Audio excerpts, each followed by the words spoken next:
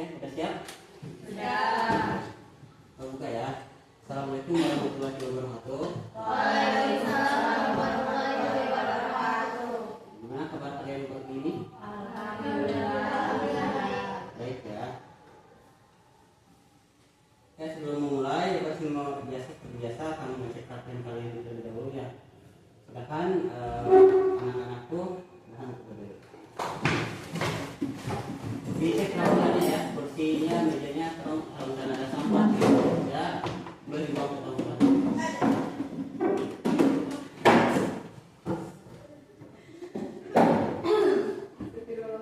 Kalau udah beres, rapi, boleh ditahan dulu. Oke, sebelum dimulai, kita akan berdoa terlebih dahulu. Untuk KM, silakan dipimpin berdoa. Bersiap sebelum belajar, alangkah baiknya kita berdoa dulu. Berdoa selesai. Coba di sini anak sejam dulu ya, jangan hadir dan tidak hadir di sekali. Alfi, ada. Anak. Hadir. Indira. Hadir. Intan. Hadir. Rina. Santi. Girja.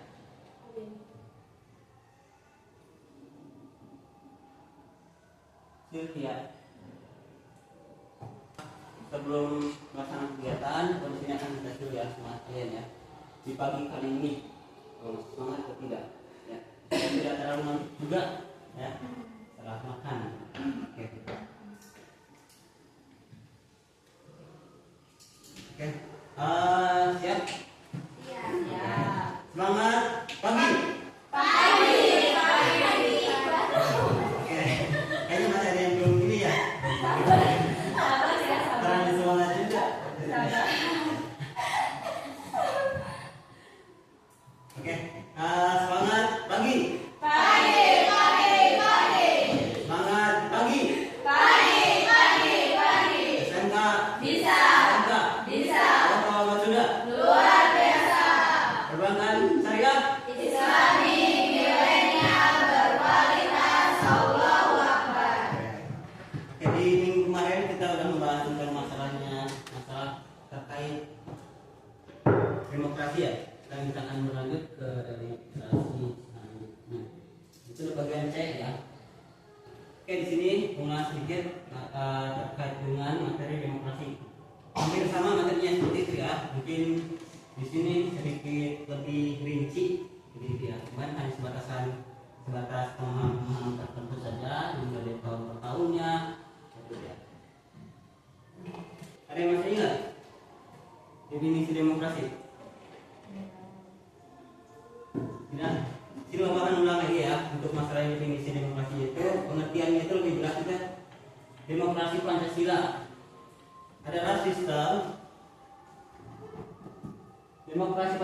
adalah sistem demokrasi yang berlandaskan nilai-nilai Pancasila. Demokrasi Pancasila itu menekankan pada prinsip-prinsip yang kemarin kita sudah bahas juga, dimulai dari musyawarah, terus untuk mencapai mufakat dan keadilan sosial. Disitu tekankan juga tentang demokrasi Pancasila. Di sini juga dijelaskan apa itu demokrasi Pancasila. Di situ mempunyai makna tertentu, yaitu makna universal. Ya. Secara etimologis berasal dari bahasa Yunani yaitu demos, yang artinya ya. Di pertemuan sebelumnya kita sudah bahas tentang masalah ini. Definisinya juga ada di sini juga dijelaskan definisinya itu sebagai permintaan dari rakyat oleh rakyat dan untuk Ya. ya. Di sini juga ada landasan Pancasila. Dasar hukum utamanya itu yaitu berasal dari sila keempat. Inti dari demokrasi Indonesia adalah musyawarah untuk mufakat. Setelah dimusyawarahkan, itu langsung kita disetujui. Itu yang artinya itu mufakat. Dalam Undang-Undang tahun 1945 pasal 1 ayat 2 yang berbunyi kedaulatan berada di tangan rakyat dan generasi menurut Undang-Undang Dasar. Ya. Termasuk dalam sila keempat. Di pertemuan yang sebelumnya kita juga sudah membahas tentang masalah sila keempat, undang-undang itu juga sudah dibahas sebelumnya. Kita lanjut pembukaan undang-undang 1945 itu alinea keempat menegaskan susunan negara yang berkedaulatan untuk rakyat. Di sini ada 10 pilar demokrasi Indonesia. Yang terkait 10 pilar Indonesia itu maksudnya 10 pilar demokrasi Indonesia itu terkait dalam 4 aspek. Salah satunya berketuhanan. Kita tahu sendiri di Indonesia itu ada berapa agama? 6. Apa aja? Islam, Kristen, Katolik, Buddha, Hindu, Di sini dijelaskan sistem kenegaraan yang taat pada nilai-nilai ketuhanan yang maha esa. Ya. Jadi apapun agamanya pasti dia mempunyai Tuhan yang harus dia taati. Lanjut yang kedua itu kecerdasan. Itu dilandasi dengan kecerdasan ekonomi, ya, sosial, dan emosional. Yang kita sering gunakannya itu lanjut yang ketiga itu ada rule of law. Keadilan hukum bagi seluruh warga tanpa pengecualian. Ya. Nah itu yang ketiga. Yang keempat pemisah kekuasaan atau disebut check and antara legislatif, eksekutif dan jadi di sana harus saling support satu sama lain. Di mana ada pemisah, ada kekuasaan itu harus balance. Lanjut ya. Ciri-ciri khas prinsip utama itu di sini ada 4. Dari mulai musyawarah mufakat, keluarga dan gotong royong, keseimbangan hak dan kewajiban, dan keadilan sosial. Di sini juga terus ada ya, keadilan sosial itu terus disebutkan. Apa itu musyawarah mufakat? Juga dari menguatkan dialog untuk mencapai kesepakatan bersama daripada sekedar voting. Jadi daripada kita menentukan hal-hal yang melibatkan menurut saya benar, itu lebih baiknya kita harus musyawarah. Ya. Sama halnya dengan yang kemarin yang disebutkan itu pemilihan ketua OSIS, pemilihan KM. Ya. Di sana juga kenapa tidak voting? Karena di sini juga ada masalah yang namanya mufakat. Daripada kita memilih satu dengan satu lagi dan nantinya akan bermusuhan, makanya kita diadakannya namanya musyawarah. Dimulai evaluasi demokrasi Indonesia. Di sini juga dijelaskan ya dari mulai tahun 1945 itu sampai 1998 atau tahunnya tahun 2026 itu masa kini. Kemarin juga kita udah dibahas tentang masalah demokrasi. Dimulai dari demokrasi parlementer, terpimpin, Pancasila atau misalkan reformasi. Masih ingat ya? Nah, jadi materi yang kemarin hampir sama dengan materi sekarang ya. Jadi sekarang itu hanya pengulangan aja materinya, penguatan buat kalian. Bapak akan coba diskusi dengan kalian beberapa jauh kalian mendapati dan menangkap tentang masalah pelajaran kali ini. Ya. Bapak akan bagi menjadi 3 kelompok. Udah sebelumnya kayak gini aja berarti ya. Terlebih dahulu untuk oke, tolong ya kerjasamanya harus ingat yang tadi berbeda harus satu tujuan. Oke, ini kelompok 2.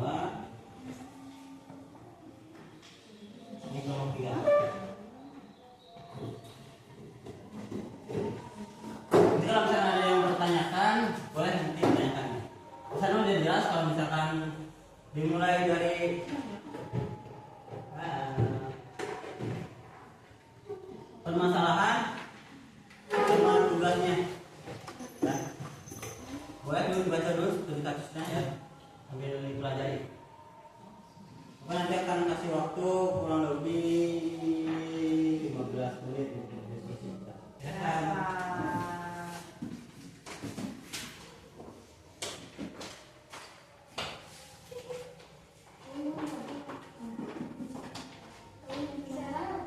Assalamualaikum warahmatullahi wabarakatuh. Waalaikumsalam warahmatullahi wabarakatuh. Kami dari kelompok 3 akan mempresentasikan solusi dan tindakan konkret. Sebelum ke materi, perkenalkan, nama saya Santi. Perkenalkan, nama saya Alki. Saya Ana.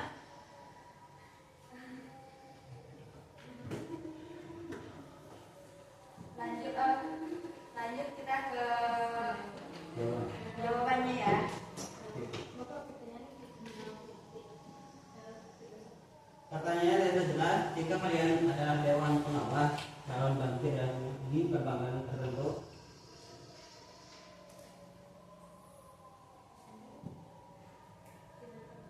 tindakan yang harus kalian lakukan itu seperti apa? Oke, akan dijawab sama teman saya. Audit lapangan mandiri, melakukan audit investigasi menyeluruh dan menindak tegas oknum internal bank yang menyalahgunakan wewenang investasi tanpa izin. Keterbukaan informasi digital, membuat sistem pelaporan digital yang bisa diakses nasabah kapan saja secara transparan, yang membuat laporan benar, arah investasi dan presentasi hasil real yang adil. Membuka ruang musyawarah atau forum komunikasi, mengadakan pertemuan berkala atau menyediakan kanal aduan kasus atau ombudsman internal untuk menampung seluruh aspirasi, kritik, dan pertanyaan nasabah sebagai bentuk jaminan partisipasi yang demokratis. Itu jawaban dari kita. Oke. Kasih tepuk tangan untuk Oke. Di sana Bapak garis bawahi jawaban kalian dimulai dari audit lapangan mandiri. Ya. Selain kalian yang di sana yang bertanggung jawab itu harus mengaudit atau memeriksa laporan-laporan tertentu. Ya. Yang kedua itu keterbukaan informasi digital. Jadi jangan sampai ada nanti kalian itu menutup-nutupi laporan. Nah, akhirnya nanti akan merusak nama baik perusahaan tertentu. Yang terakhir itu ada membuka ruang musyawarah. Di dalam satu waktu itu harus ada yang namanya musyawarah, berkumpul untuk membahas sesuatu yang tertentu.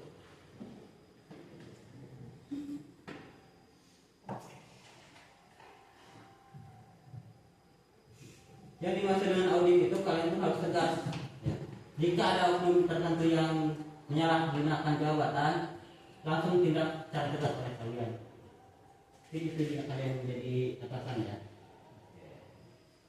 Boleh duduk kembali. Berarti tutup dulu ya.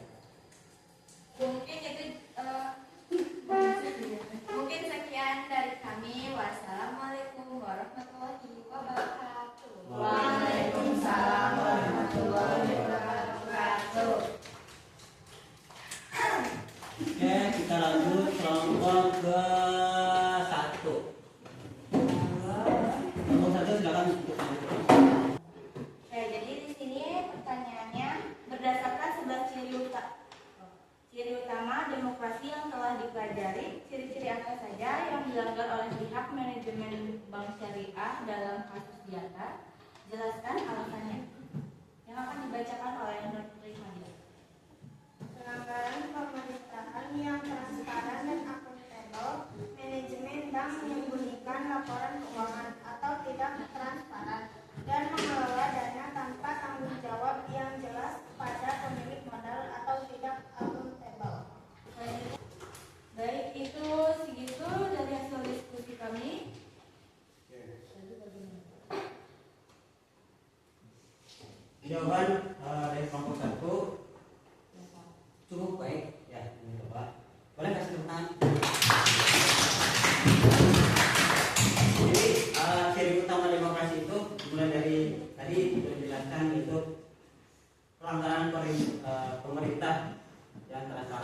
dan akuntabel. Ya, saya akan jelaskan juga pelanggaran kedaulatan rakyat dan partisipasi. Terus yang terakhir itu ada yang namanya pelanggaran proses musyawarah.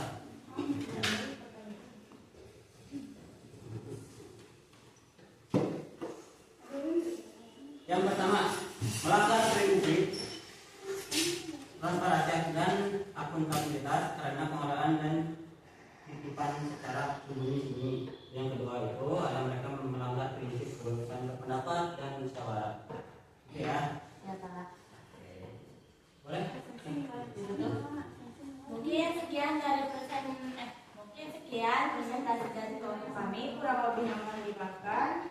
Saya tutup. Wabillahi taufiq wal hidayah. Wassalamualaikum warahmatullahi wabarakatuh. Waalaikumsalam warahmatullahi wabarakatuh.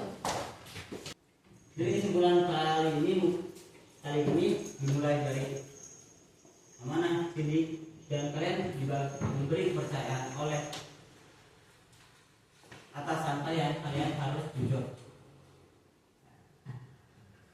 Itu mungkin ya karena waktunya juga mepet juga. Boleh kelihatan kali ini kita tutup. Boleh kalian boleh ditutup ya. Pak, bersiap sesudah belajar dan pulang, marilah kita berdoa dengan berdoa selesai. Ya, saya ucapkan terima kasih dan selamat bertemu kembali di pertemuan yang akan datang. Tutup dan ucapkan Assalamualaikum warahmatullahi wabarakatuh.